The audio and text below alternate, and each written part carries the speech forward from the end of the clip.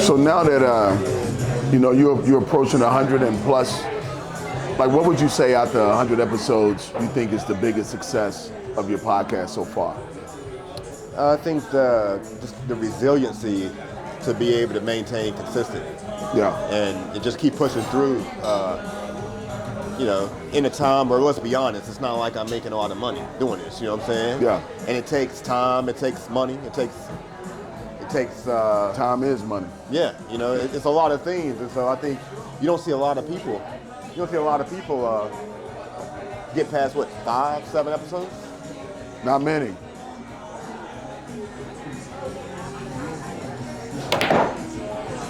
I got a homeboy. When I think about you, I think about another homeboy of mine. I was on his episode 1. Now I think he's on like episode 500 and something. Wow. You was his first? So I was on the team that started off. It was about 6 of us. Yeah. And we just kept spitting them out, having a good time, really not knowing what direction. And I think, when you started your podcast, I think you had an idea what direction you think you may have changed since you first started. Versus from where you started, what you thought you were going to do, and then after you started doing it, it's a little bit different than. Oh yeah. What do you think is happening? Well, I thought that I was going to be doing it in the basement. My wife changed that quickly though. She said Funny how that works. That's one thing though. I didn't realize that the location would change so many times. Hey, the one good thing though is that the one good thing for the most part is that Tamir, a couple other people, like I've been able to maintain the same group of people. Yeah. Hasn't been a lot of different hands on the show. Good. That's a good thing, Yeah. There's been about 3 hands total as far as video editing and all that. So I've been able to keep consistency with that as well. Well, I think that's like sticking with people that you knew before you started the podcast you wanted to work with anyway. Yep. Because once you start podcasting, if you don't really have a dominant team in mind, you're going to be all over the place.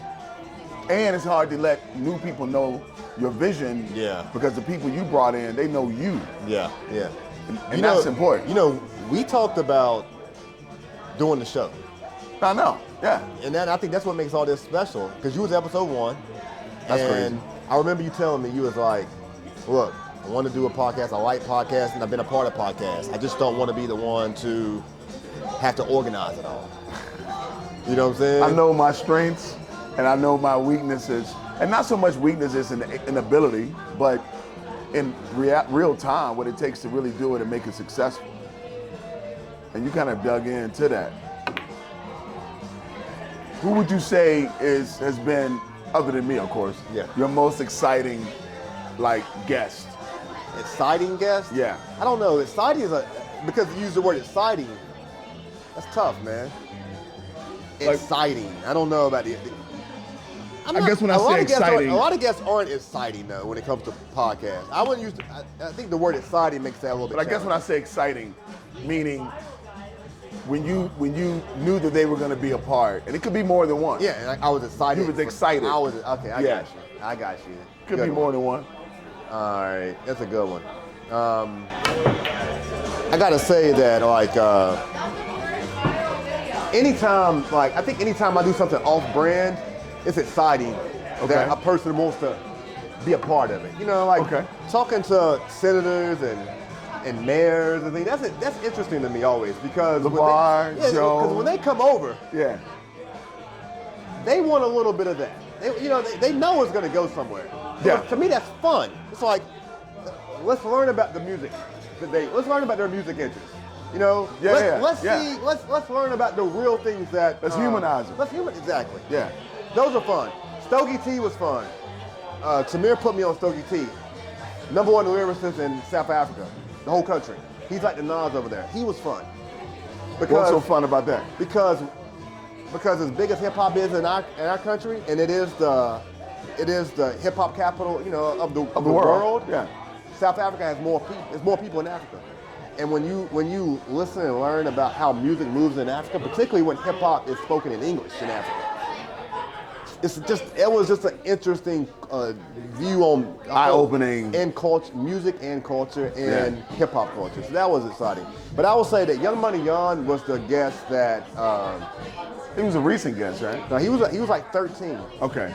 Young Money Young was the guest that the audience, I would say, gave the most traffic and engagement on the internet because he kept it real. He kept it real. Well, first off, that's Pusha T's best friend. So, but when you say he kept it real, what does that mean? He kept it real engaging from a street perspective. Like he talked the talk that they wanted to hear. You know what I'm saying? He said some real things too. I think it just moved layers within the community from a street perspective. That for me to be a new podcast and no one knows me, having this conversation with this guy and he's known, like it had an impact. Jan opened the doors in the 757 though to like me going in Timberland studio and recording and stuff like that. Oh, what? You know I'm Stripes, right? I noticed you hit my ball last time. I hit your ball in? No, you didn't hit it in. I just noticed you hit it. My bad. So it's your shot then, my bad. No. Bro, salute, my brother. You too, bro. I'm glad we could have this conversation again. Yeah. Just another conversation, right? That's all it is. Mm-hmm. So when you think about like the podcast, like what have you learned about yourself that you didn't know before you started this? I've learned what I sound like. Huh? I've learned what I sound like. You like what you sound like? No, I just learned. Yeah, most people don't like what they sound like. And when you listen to what you sound like, when you listen to how you talk, I'm still struggling with a lot of that, man. I'm struggling with like, I love podcasting, but I don't enjoy. There's just certain mannerisms and things about myself at times that I really would like to curve, But often people don't see what we see. Yeah. People don't hear what we hear. Yeah. People don't expect what we expect. What's up, Parker? So people don't. It doesn't bother others. Yeah, I know. I have to get used to that. Like in comedy, when I would record my shows, I would have to make myself watch me. Yeah. Because any little thing, I'd be like, why'd you say that? Do that. What else have you learned about yourself? I mean, I've learned that, it's really just, I haven't learned this, but podcasting has validated the skill in going after a guest and going after a conversation. 5 to 9, it's the same as what I do 9 to 5. Like I work 9 to 5. I've said this all my life. You do what you do in the daytime of your life, but after that, I still got the same tenacity to go after trying to have a conversation with who I want to have a conversation with, and I enjoy that. I enjoy the process to the conversation just as much as probably more than I enjoy the conversation sometimes. Sometimes the conversation disappoints you, Got you. Well, I think in life, we're starting to realize how important stories are, right? And as a podcaster, that's what you're really doing, is pulling stories out of people. I want to be, I think for our demographic, not just our demographic, for our city, for our state, I want to be a narrator. I think when it's all said and done, I want people to be able to say that, that guy, he kind of narrated stories, from Virginia creatives, entrepreneurs, athletes, politicians, and legislators, So, but from those conversations, have there been any that you had that when you walked away, like you still process, whether it was something that was informative, whether it's something that hurt you, whether it's something that you just totally didn't agree with? Yeah, man, I'm gonna tell you what, man, honestly, I have gained a much better understanding for like non-binary, transgender, that whole situation. I have got educated from that community through podcasting. Wow. They've helped expose some of my ignorance. I'm not gonna lie. And your biases probably. And my biases have changed. I used to have biases that I don't have anymore. Well, most of the time though, would you agree that most of our biases come from a lack of experience? Yeah, it does. It does. With the person or people that we are biased I just toward. didn't realize that there was so much like legitimate education being taught through VCU and University of Richmond about sexuality. I didn't realize that. Wow. Like, yeah, I done got into some debates and then been talking to doctors of, I don't know, we could call it sexology or, I don't know what it's called. But they got doctoral degrees and I'm sitting here talking about how I was raised and what my perspective is and what I think and what I was on. And that's all so singular. Very. You know, so that's well, probably... it's singular, but it's also cultural. Yeah, it is. You're because right. we learn those things because of the type of culture that we're in. Yeah. And that doesn't necessarily It's opened me up, man. It's opened me up a lot. Good. Yeah. Well, you know, it's crazy because I don't know if I shared it, but my mom was gay. No, I didn't know that. So when I was born, she was living with another woman. Yeah. When I was conceived, she was living with another woman. I didn't know that. Yeah. So I've always been a part of that community through her friends, but I never saw them as something different than everybody else. Yeah. So when I started to learn about being anti-gay or anything, I didn't understand it. Yeah. And I learned it in a church. You know, that was the first place, I shouldn't say in a church, but I learned it through people that spoke to me through their religion. Yeah.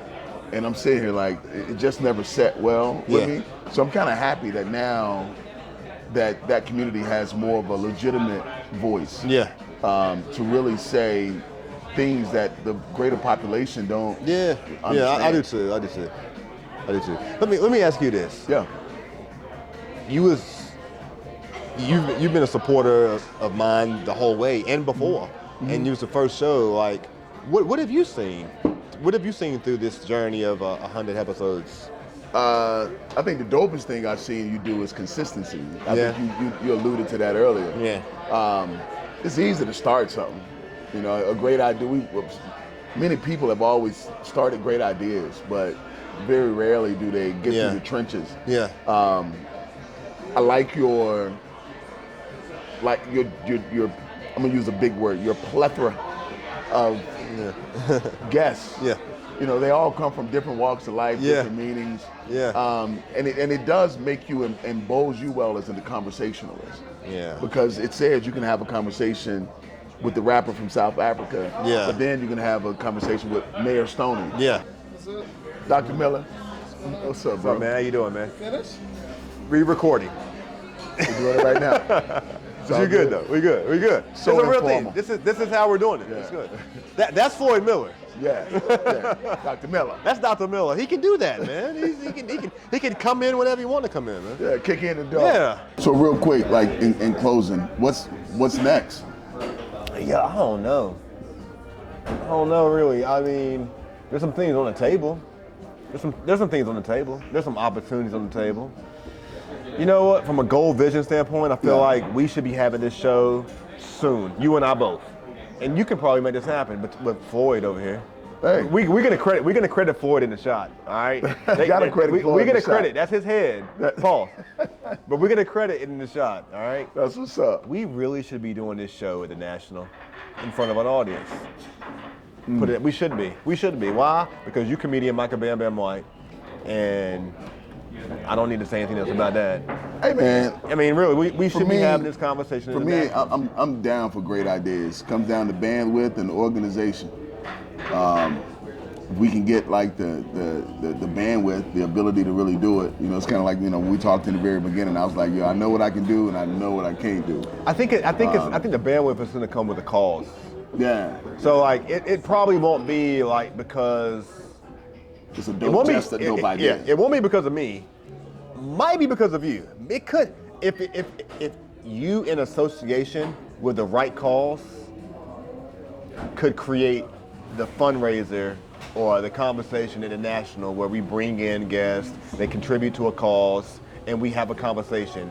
And if so happens that we're providing some type of CUs or some opportunity for the community to benefit and everyone wins, then it can happen. Then yeah. I think you're right. Can we make that happen, Floyd? Floyd's all in. Can the NBL? I already know what he's thinking. What's that? I already know what he's thinking. Actually, he and I have been having this conversation for the last couple of months. About the national? Well, or theater? Or? About starting yeah. this idea of storytelling as it pertains to members, mission, purpose, not just some old, redundant, I do this and this is how you stock, but really like some impactful heart-to-heart human conversations. Yeah. And I think when you think about a national level, you have to think about everybody pretty much goes through the same things. They just don't know because nobody really talks about it. Yeah. But once you get people talking about it, you can really get people that say, I can relate to that. Yeah. And you got to be able to pull that out of people when you're talking to them because, it's great to have Joy Bell's pot pie, but nobody has her pot pies, her pumpkin pies, but her. Yeah. But when you hear her story, there's somebody over there that's tried to sell socks that can relate to that same story. So it's about how do you pull that out. Yeah. Yeah. We got to make it happen, though. We got to make it happen. You don't threaten me with a good time and a good idea. I'm glad we had this conversation, though, from episode 1 to episode, we don't know when it's going to come out, but we in the 100th, we in that era. Some things are going to happen, man. I know that where we will be in 100 from now, just if you look at it that way, where we'll be that's a good thing to look at. If this is the foundation of where we are now, this ain't the foundation, this is where we are, but if we starting to grow. Reground ourselves with some experience, what do you think? Where do you think we'll be in the next 100? And I say we because I've been on this journey with you, even standing on the side, Yeah, we winning together, man. And I say that, I'm glad we having this conversation. I told Tex before we got here, I said, Micah doesn't need any type of we can have conversations with Micah without any prompting because I saw what he did with I saw how he freestyled the Home Again event. It was amazing. It's amazing. So it's a lot of practice, brother. That's not an overnight thing. I know, but for the purpose of tonight, you've been doing this forever. I had to. I've been doing my part for a long time too. No, I think your education, you're well spoken. That's the beginning of any intelligent conversation, is to have somebody that's well spoken. You have a specific.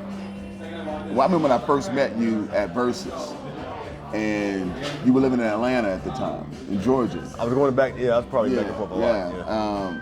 And just after talking to you that night, it was something you said to me that made me go, this dude's different, in a good way. And I'm not gonna say on camera what you said because I don't want it be taken out of context. Yeah. But I'll say it this way. Tell me after that. You were talking about my comedy style, and you were talking about other people's comedy style. Yeah. And I've been very deliberate about trying to be sort of cerebral in how I do my thing. And your recognition of that made me go, okay, this is a thinker. Okay. This dude thinks. You become a staple in the show? Yeah. Will you become we can figure out a little space. You've always, I know you will be, but this thing has to, I really want to the Randy Wilson podcast is always going to be the Randy Wilson podcast. I'm always going to do that. I love it. But I don't want to continue only with the Randy Wilson podcast. The only reason why the Randy Wilson podcast exists is because we got a lot of different folks who we can't get all on it. Think about it. If the four of us could commit to meeting twice a month and doing this right here, that's a podcast. But the reason why the Randy Wilson podcast exists is because I said, you know what, it'll happen when it happens. I'll wait for everyone's schedules to coexist. So I'm gonna keep doing this thing. Yeah, let's do it. We're gonna make it happen. We good. Floyd, can I come in there, man? Yes, you can. I'm still using my junior board power. It's on my resume. It's still there, man. It should stay there. Shout out to the big homie, Floyd Miller. He paved the way to give me the opportunity to use it as a reference. It should stay there. Hey, man, I appreciate you continue to support me through this whole process, man. Oh, man, thank you for having me around. Shit, I want to be down with stuff that's good. We gonna keep going, man. I done worked too hard to let something else Episode 1 in the mess basement. it up. Episode 2 hosted by Micah Bam-Bamm White. Episode. I don't know what number it's gonna be, but I like 111. 111. You like that? Yeah, because it's 1 and 111. You hear that text? Okay. Yeah. 111. That's 111. what it is. Yeah. That's good. Yeah. That's what it's gonna be. We gotta sit on this one for a minute. All right. So at the end of this particular podcast episode, it's normally this guy giving everybody else the business. I got the opportunity to give this dude the business. I just want to say, man, keep doing what you're doing. Appreciate keep thriving. Sometimes you might not know it, but people seeing what you're doing and you influence a lot of people. Appreciate you, keep man. going because you'll keep it going. So, shouts out to you, man. You too, man. Congratulations. Thank you, bro.